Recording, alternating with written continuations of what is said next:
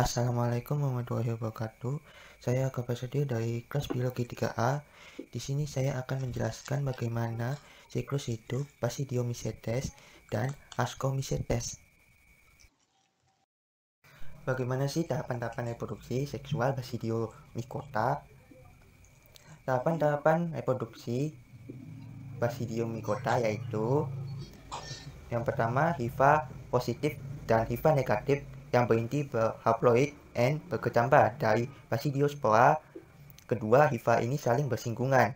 Kedua, plasmogami terjadi antara HIV positif dan HIV negatif sehingga inti salah satu HIV pindah ke HIV lainnya membentuk HIV dengan dua inti haploid N yang berpasangan atau dikaryotik.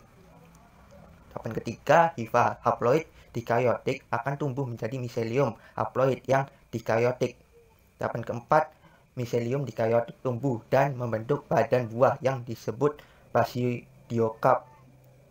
Yang kelima, pada ujung-ujung HIV basidiokarp terjadi karyogami sehingga membentuk basidium yang berinti diploid 2N.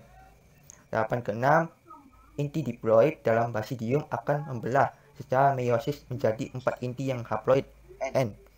Tahapan ketujuh, basidium membentuk 4 tonjolan yang disebut sterigma pada ujungnya.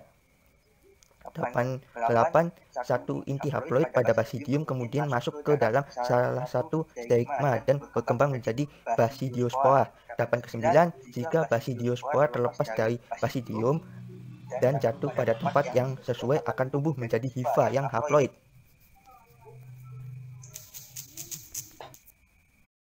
Saya akan menjelaskan bagaimana tahapan-tahapan dari Ascomycetes.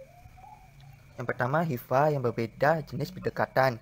Kedua, salah satu HIV yang dianggap HIV betina membentuk ascogonium dan HIV jenis lainnya yang dianggap HIV jantan membentuk antheridium. Ascogonium dan antheridium masing-masing memiliki sejumlah inti haploid. Tahapan ketiga, ascogonium tumbuh trikogin, yaitu struktur penghubung ascogonium dengan antheridium. Tahapan keempat, melalui trikogin terjadi perpindahan plasma dan inti antheridium ke ascogonium sehingga pada ascogonium terjadi penyatuan plasma atau plasmogami dan terbentuk dua inti haploid N yang berpasangan atau dikaryotik. Tahapan ke-5, ascogonium kemudian tumbuh membentuk sejumlah HIV ascogonium yang di karyon pertumbuhan terjadi karena pembelahan mitosis inti-inti membelah secara mitosis tetapi tetap berpasangan. Tahapan ke-6, pada Ascomycota yang memiliki badan buah kumpulan HIV ascogonium yang dikaryotik ini membentuk jalinan kompak yang disebut badan buah berupa ascokarp. Ujung-ujung HIV pada ascokarp membentuk ascos dengan dua inti haploid dikaryotik.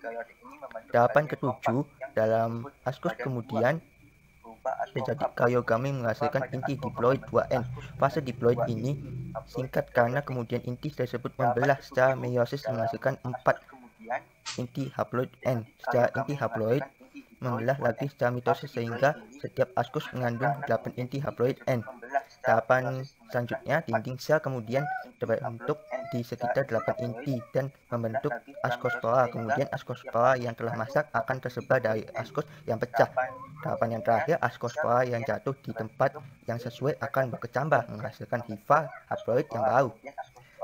Sekian penjelasan tentang tahapan-tahapan Basidiomycota dan Ascomycota dari saya. Wassalamualaikum warahmatullahi wabarakatuh.